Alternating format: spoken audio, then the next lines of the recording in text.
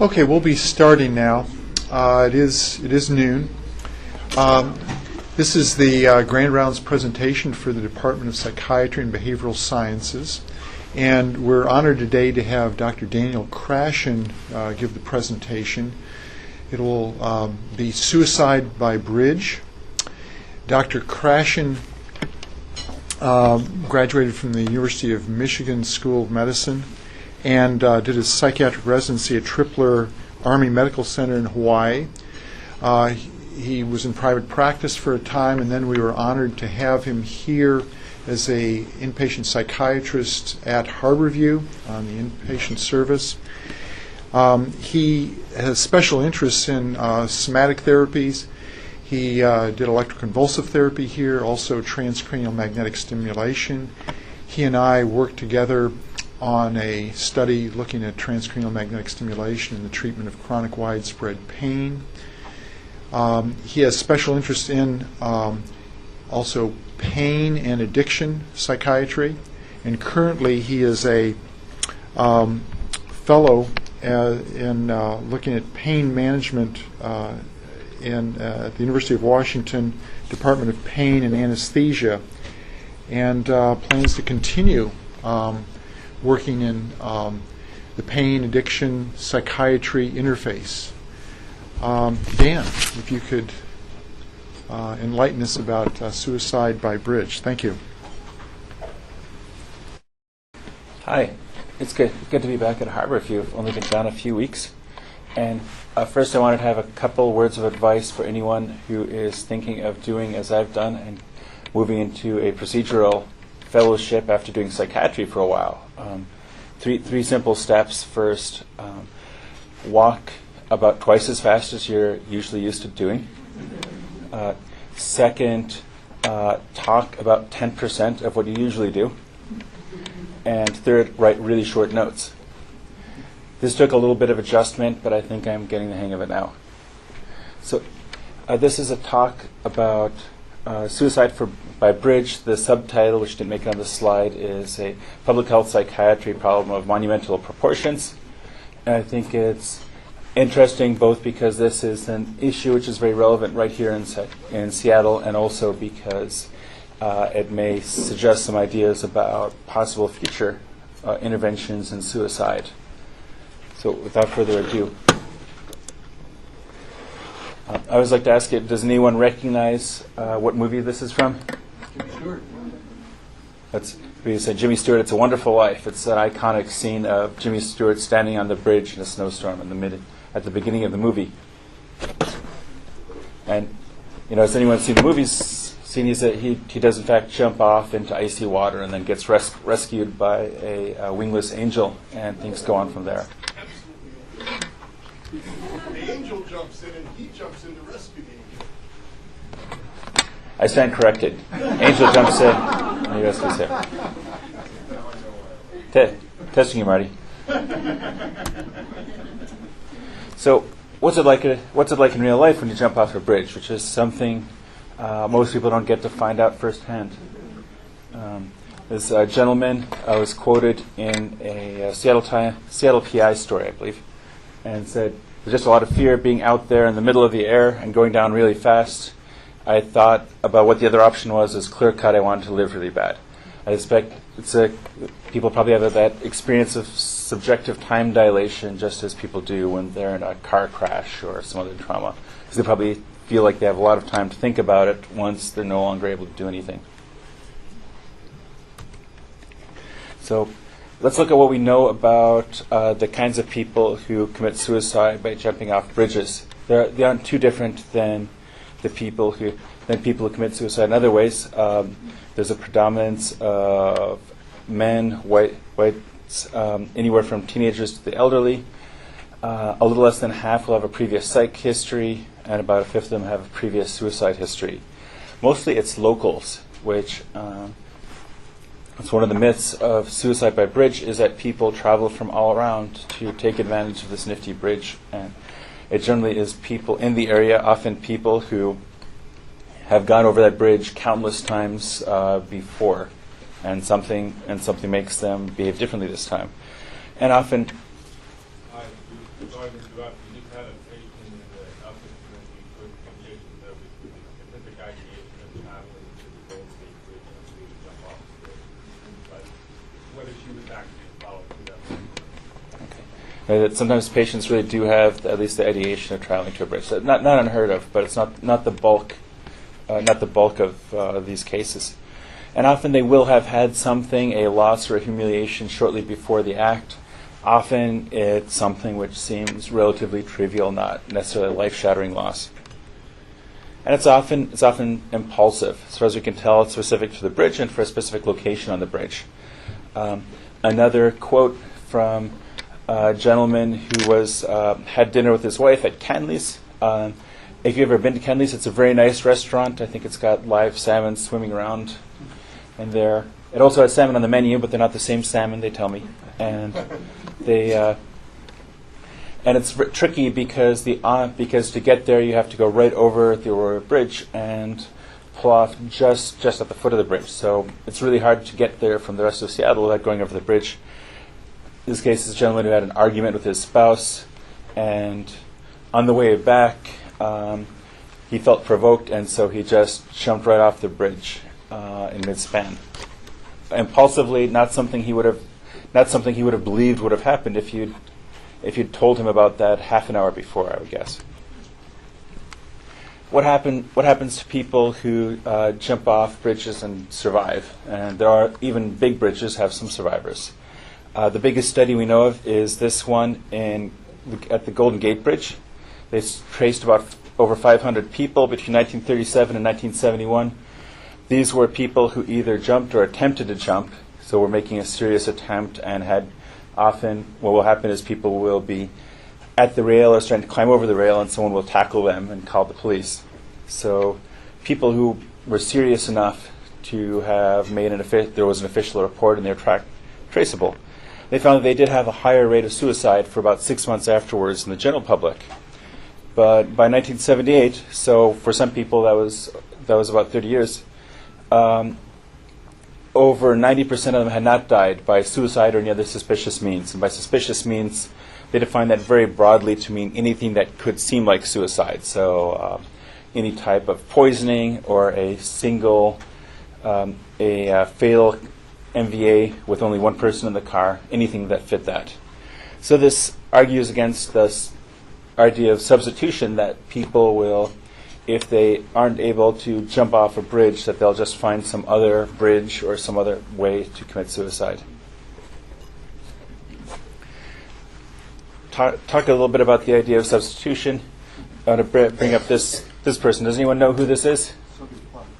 Yeah, Sylvia Plath, a famous American poet, moved to England with their husband, who's also a very accomplished poet. And anybody who's read even a little bit of American poetry knows that she died famously in 1963. How did she die? Oven. Right, Yes. she put her head in the oven. Something any English major knows. And I'll be honest, I wasn't an English major, but I'm a poetry buff, and I read about that. I always kind of wondered, how does that actually work? Obviously, it was a gas oven, not an electric oven, but did she choke to death? I was wondering, because I have a gas oven at home, and it doesn't seem all that dangerous. I guess you could blow up the house with it, but that's not what happened. And I never knew about it until I actually was looking into it for this presentation.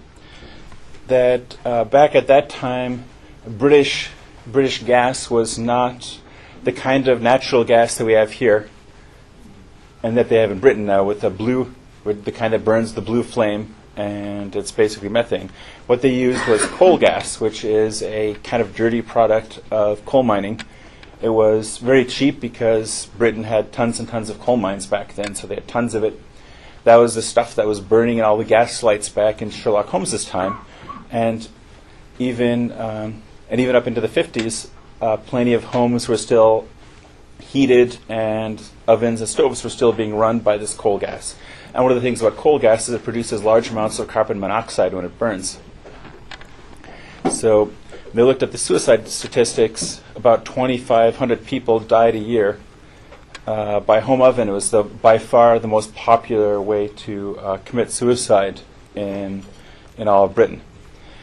In the late 50s, for economic reasons, they started to switch to natural gas, which burns up entirely, and so that's why, for example, you can cook in your house now with the windows closed, and you won't kill anybody because it doesn't produce CO2.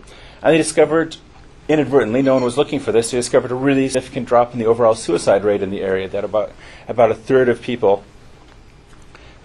less people were committing suicide.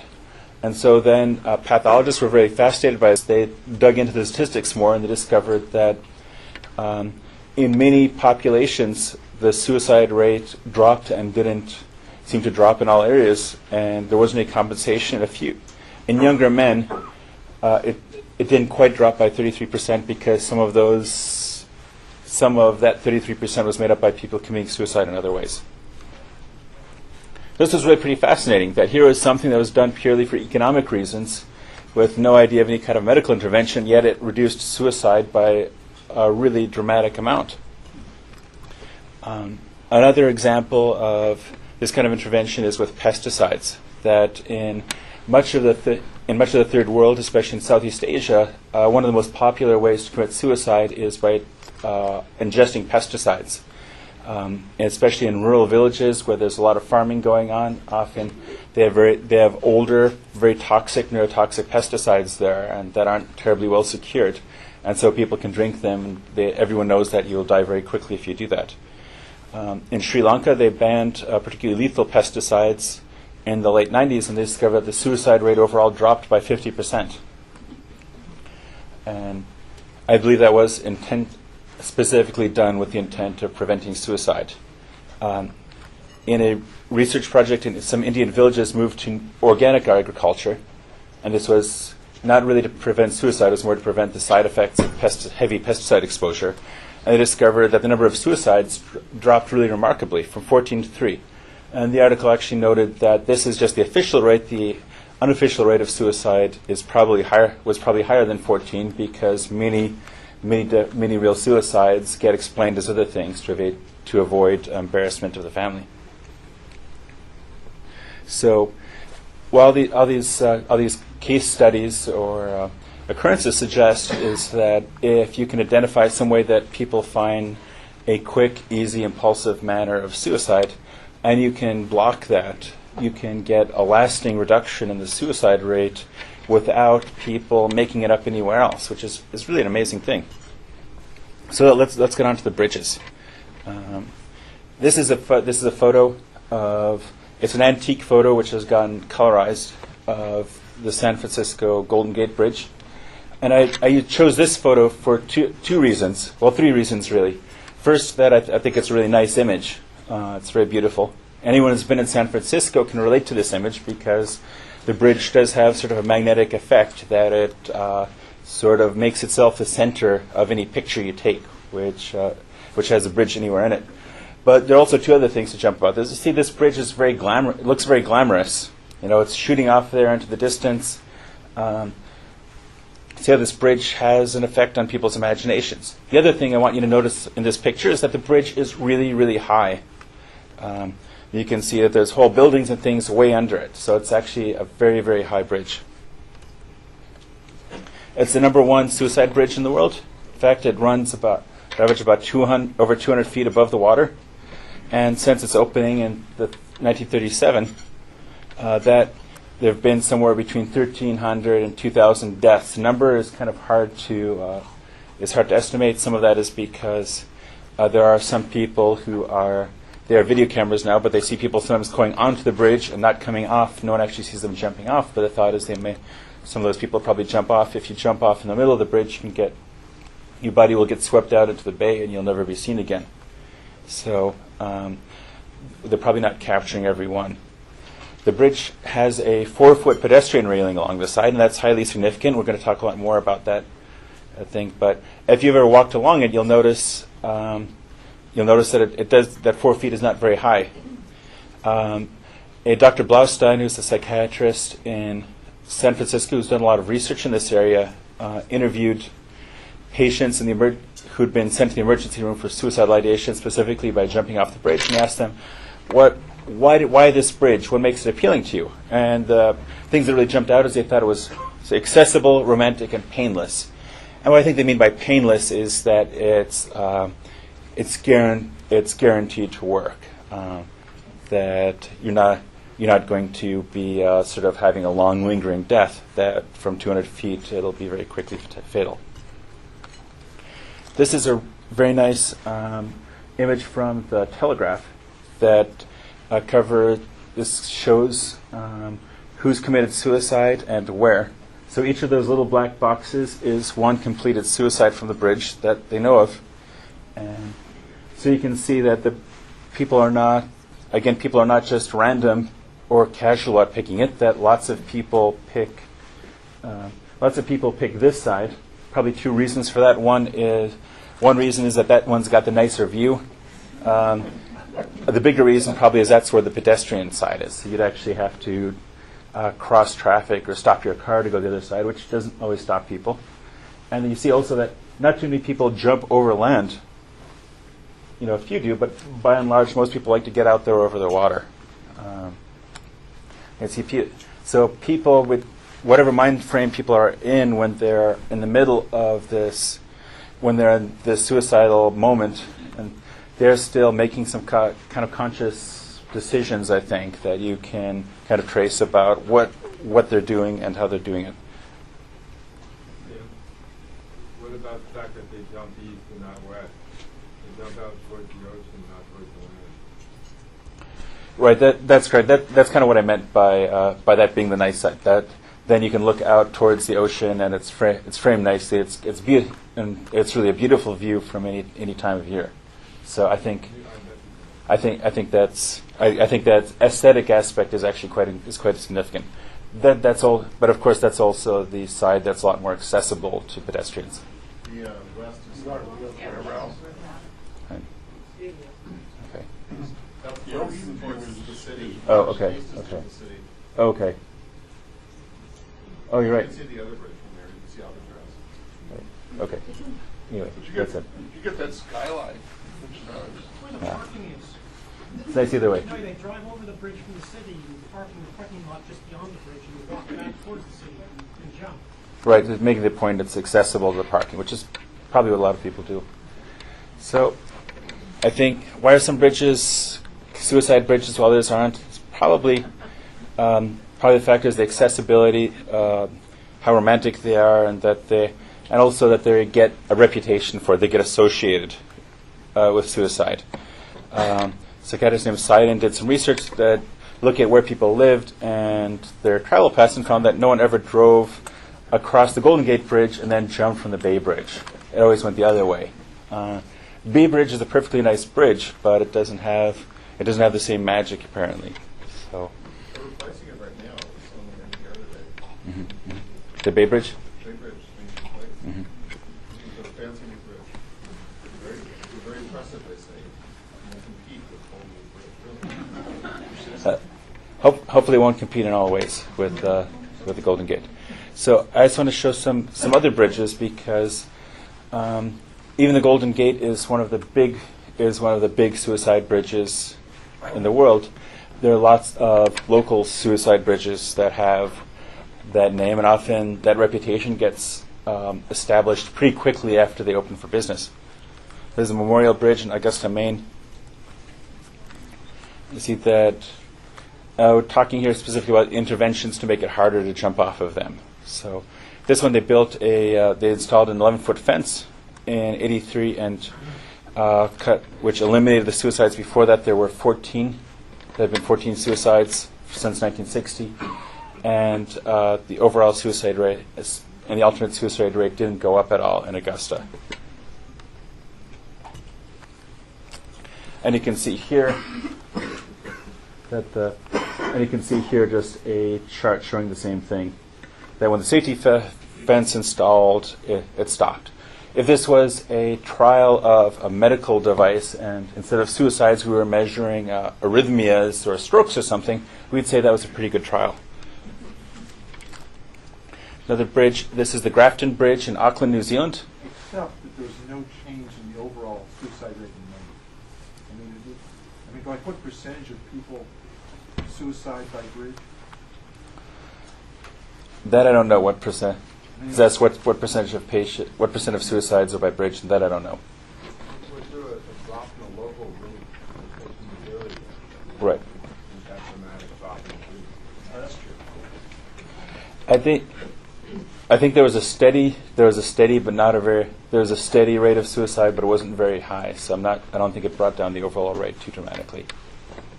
It was 14 over 20 years, so pretty spread out. There was an inadvertent ABA study that was done in the Grafton Bridge. They were repairing it in 1996. Bridges take a lot of repair, I found.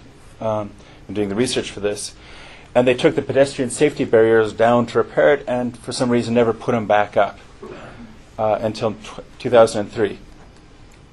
And what they found was that the rate of suicide from the bridge jumped 5 times during that period without any fences. As soon as when they put the fences back up, largely due to outcry about these suicides, then there have been no suicides since that time. This is the Ellington Bridge. There are 2 adjacent bridges, the Ellington and the Taft. The Ellington Bridge had about this one is interesting because the bridges are so close to each other. They're both quite high. There were about 4 people a year dying from jumping off the Ellington Bridge. When they installed barriers on the Ellington in 1989, there were no suicides there, and no increase in suicides on the Taft Bridge, even though it was literally just down the road. And the Taft Bridge is a little less accessible to pedestrians, and so it's thought that might have been part of why it was less attractive as a suicide bridge in the first place. And this is one of my favorites. This is a bridge in Montreal, or Toronto, excuse me, called the Bloor Viaduct. This was the number 2 suicide bridge in North America, although since it's in Canada, I hadn't heard of it before this, but it's a very high bridge, 131 feet high. It's a very old bridge from 1918, and over 400 people had died there. It was very tricky putting a safety railing on a bridge this old. With this structure, they developed this design called the luminous veil. I'll go back to show that. That, as you can see, it's rather than a conventional chain link fence or anything like that, it's made up. It has barriers along the top and bottom, and then it has lots and lots of parallel vertical posts about the size of pencils. So it's actually supposed to be quite pretty when you see it from a distance. So this is an award-winning design. That design was done specifically for some reasons I'll talk about when we get to the Aurora Bridge. And again, there haven't been any suicides since 2003 when they put it up. Finally, we're going to get close to home with the Aurora Bridge, which the official name is the George Washington Bridge, but nobody calls it that I know of. And see, it's also just from what we know now about bridges and what makes bridges appealing to potentially suicidal people. There are a few factors already. You can see that it's on a nice day like this. Anyway, you can tell it's a nice day because you can see the shadows on the water. It's a pretty nice looking bridge. It has a nice view from it. You can't see it in this picture, but it's quite accessible to pedestrians. It was built 150 feet high, and that was so that it doesn't have a drawbridge like some of the other bridges we have, like the Montlake one. And the pedestrian access, the railing there was only 3.5 feet high. So, and I remember this very clearly. I've walked over this bridge before, and actually feeling a need to walk as close as possible to traffic so that I would stay away from this railing, because it just made me very nervous that it felt to me like the railing was lower than my center of gravity, and so any unwanted pushing or anything could be very bad. So just a super low railing. This bridge runs for quite a ways, and if you ever go along it, you can see it actually has quite a nice view. You see the ship canal, and you also see, but it also has parking lots and homes. It goes over the Adobe building. It's a historic bridge. It's rather old, and it's listed as structurally sound but functionally obsolete, which I think means that they wouldn't build it like that if they were going to do it now, but that there's no reason to tear it down because it works okay. It opened in 1932, and actually someone committed suicide even before it opened. A shoe salesman jumped off. There's been over 200 attempted suicides and stopped. Just to think, because we've heard a little bit of the testimony from people who've jumped off the bridge, think about what it's like. The physics, let's say it's about 180 feet. You jump, lasts about 3 seconds with a terminal velocity of 55 miles per hour.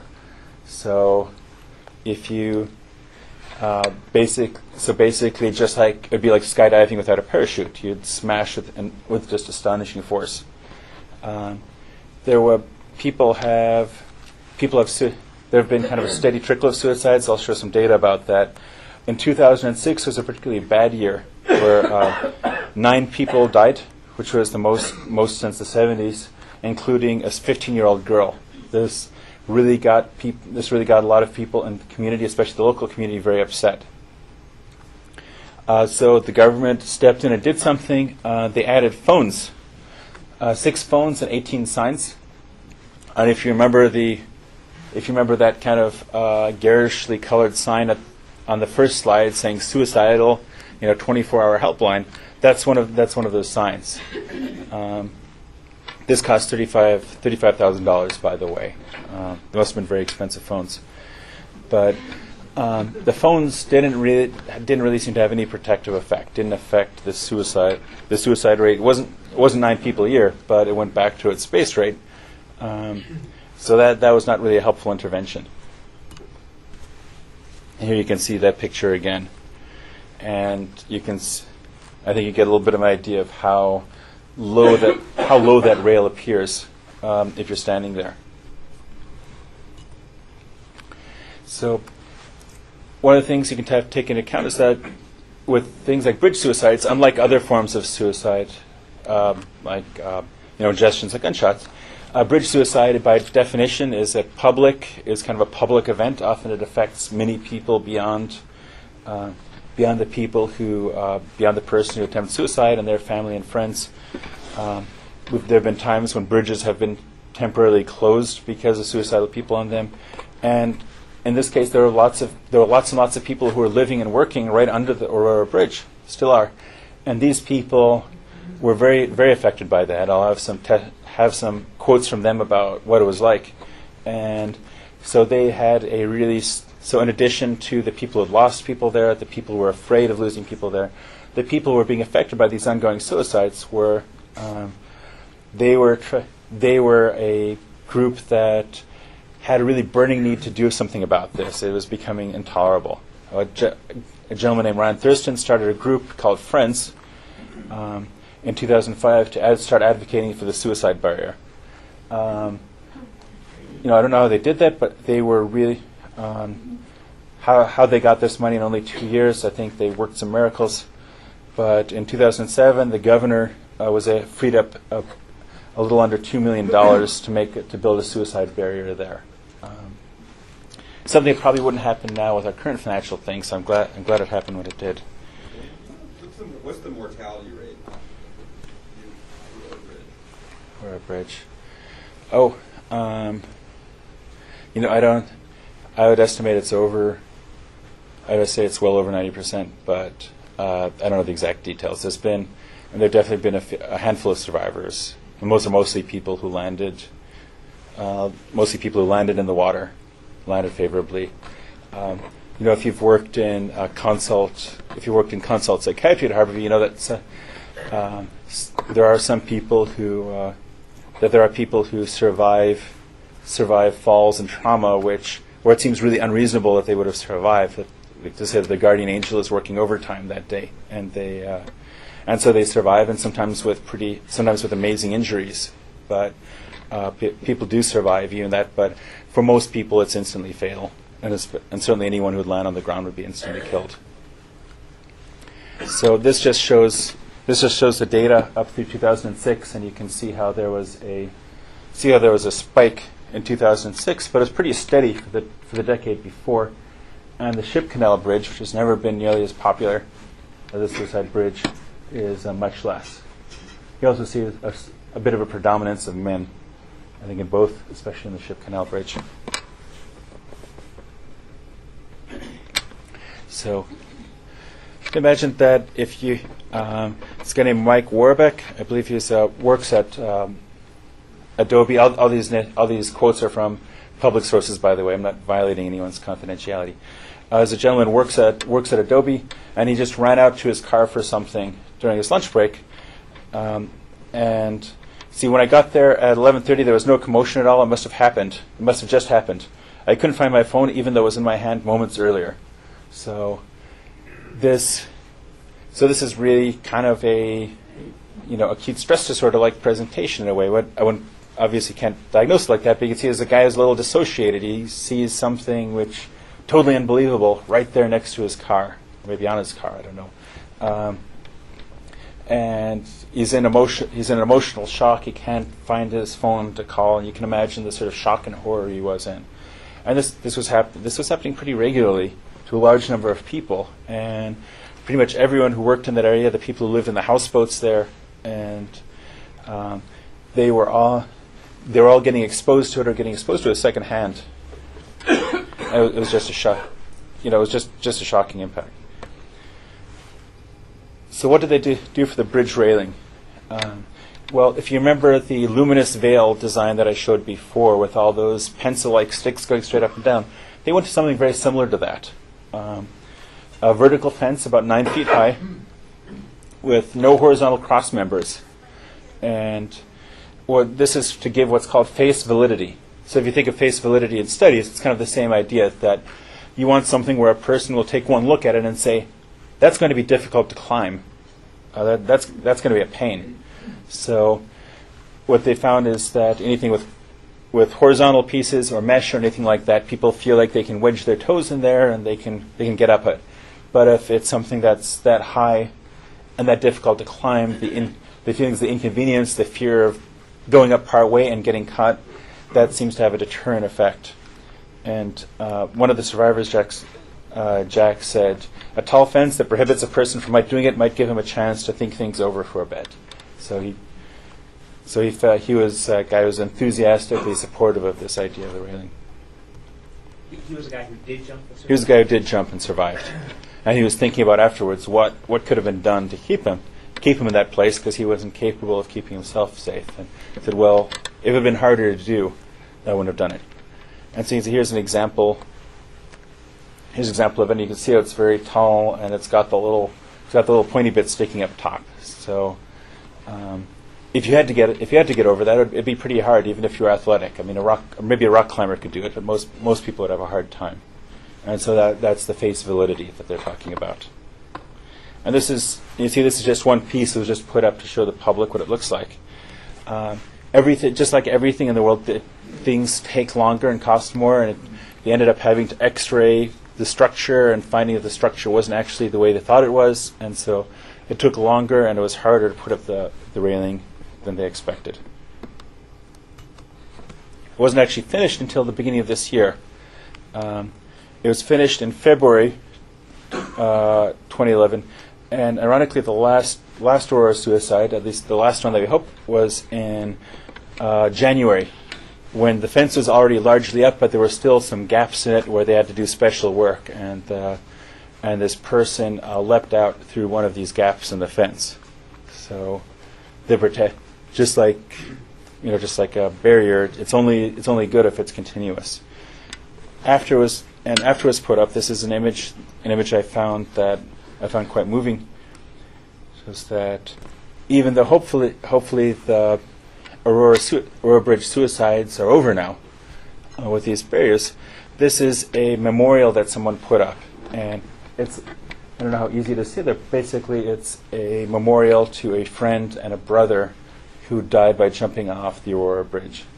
And you see that both of these were a while ago, both of these death dates, and that this person at the end says, "At least you have an unforgettable headstone."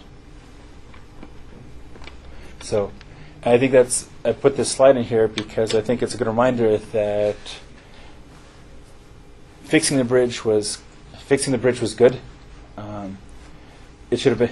It's unfortunate it wasn't fixed earlier, and that the reverberations of the people who died there by suicide, that's going to go on for many, many years to come. So each of those suicides touched many, many lives. Even the telephones took almost a decade to get put on. Right. It took a lot of doing to get the telephones put in. I think it wasn't a total waste of time, because then when the phones turned out to be somewhat useless, then so the ground was laid for a more definitive intervention. So we don't feel like all bridges are bad. This is the famous British Smiling Bridge. This is an art installation.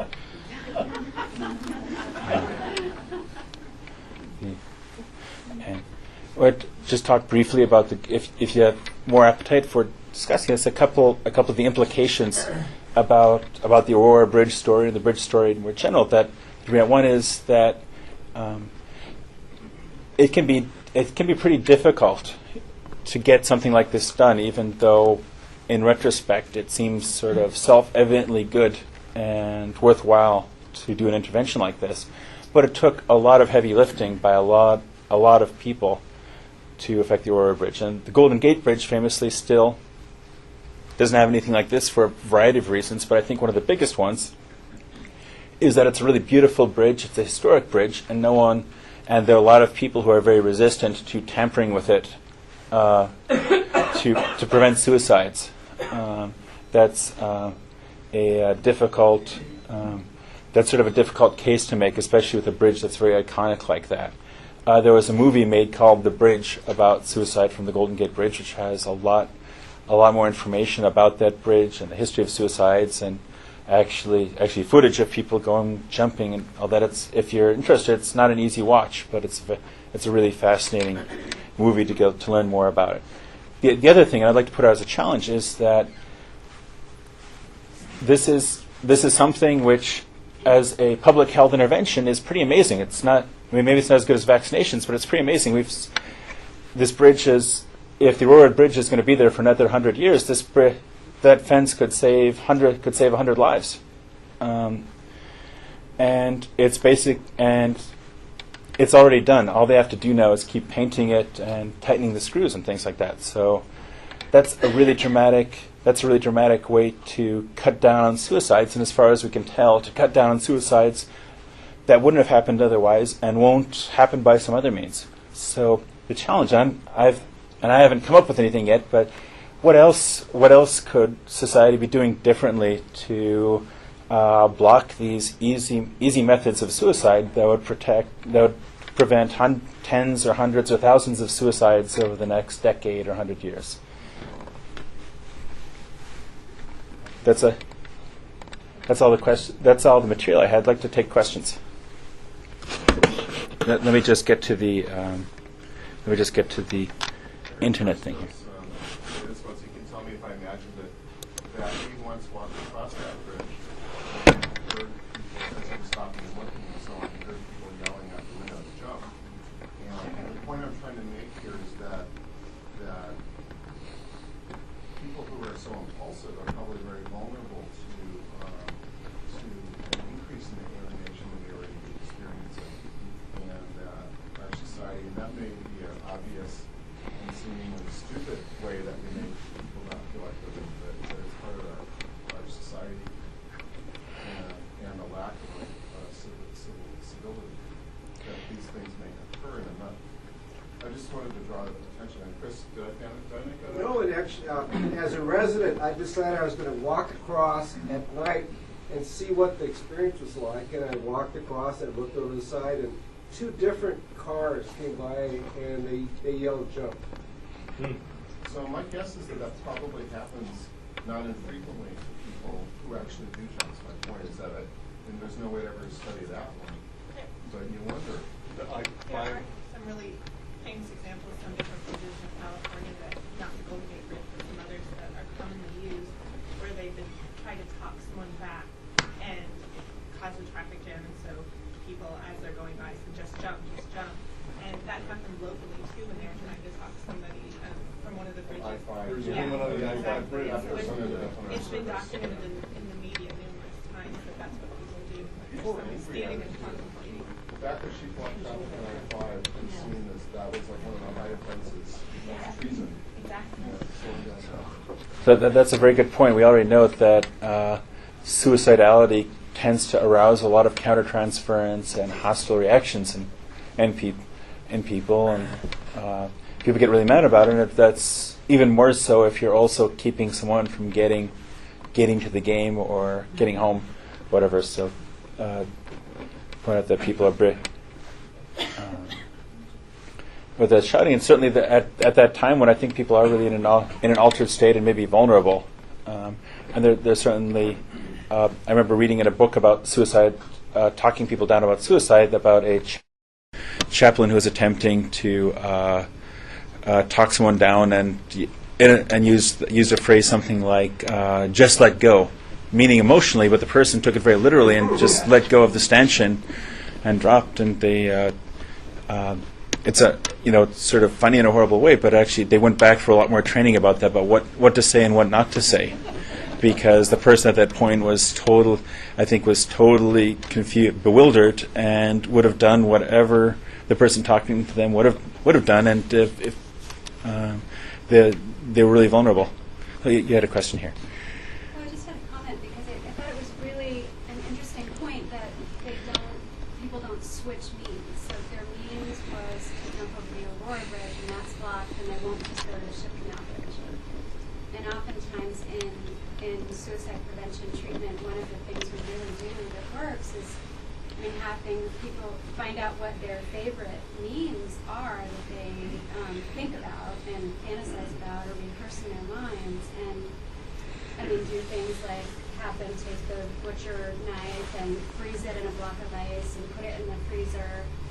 Anything to reduce access to those means, or take their drugs and lock them in the trunk of their car. So sometimes you can't get people to give up their means. You can get people to reduce access to their means, or make it, or put notes on it like call so and so first, or anything to prevent that impulsivity makes a big difference. That's a really good point about the specificity of suicidal means. In fact, that's a really old observation.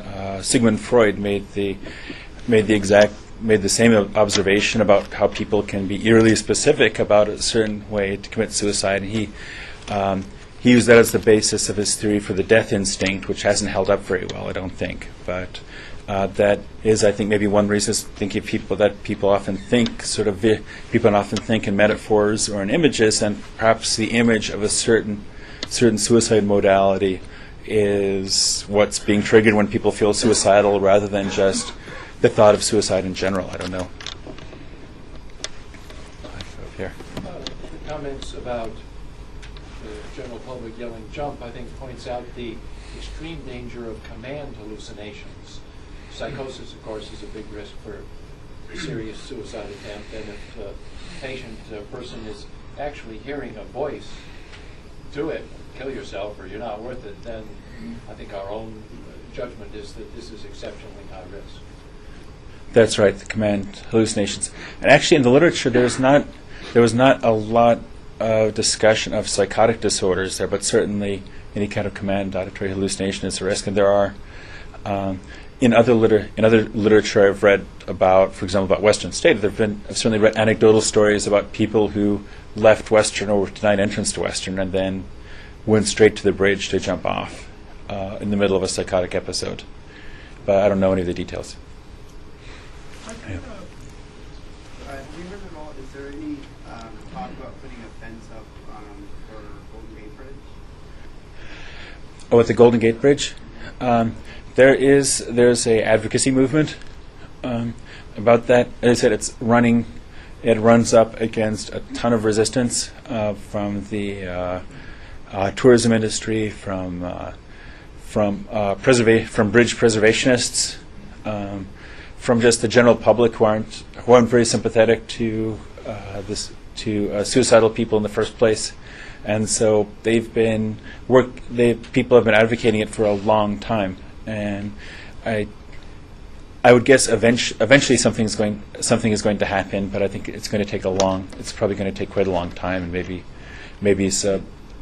more focused advocacy by somebody who's more, whose voice gets heard better than just a bunch of psychiatrists and family members and things like that, because they have a hard time getting heard, it seems to me.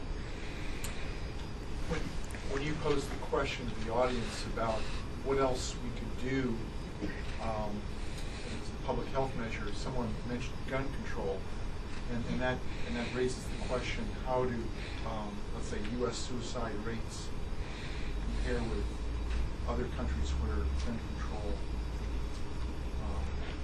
is greater? The question is, with the issue of gun control, is that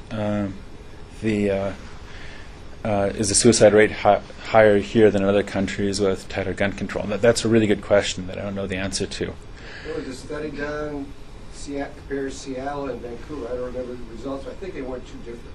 I thought that was a violence study instead of the suicide study, and there was a big difference in the violence rate because of the presence of gun, or that was only accounted for as the presence of guns. I know that a lot of professional societies have incorporated issues about guns into their guidelines. In fact, in Florida, there's been kind of a counter-reaction where now it's illegal, or it was for a brief time illegal for doctors to ask about guns in that context. Although I believe that law is currently suspended by a court order.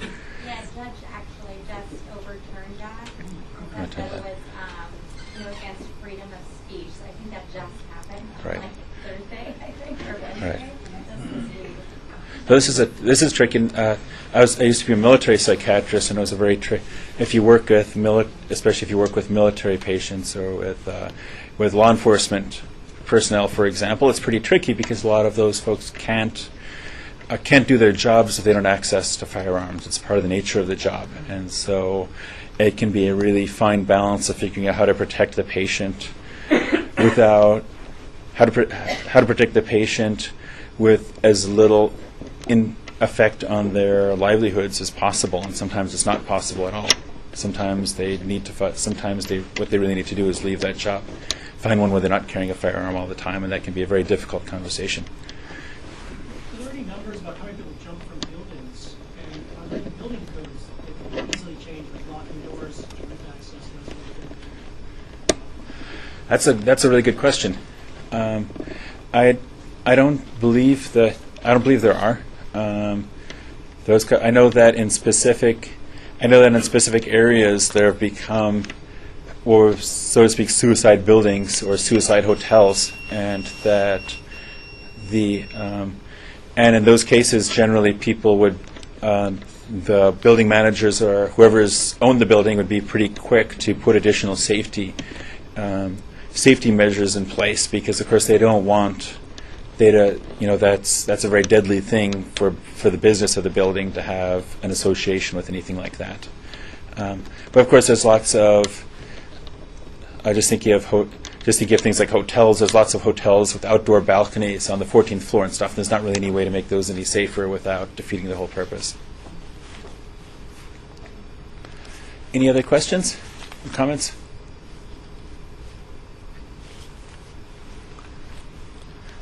No more questions. In that case, maybe we can stop a little early.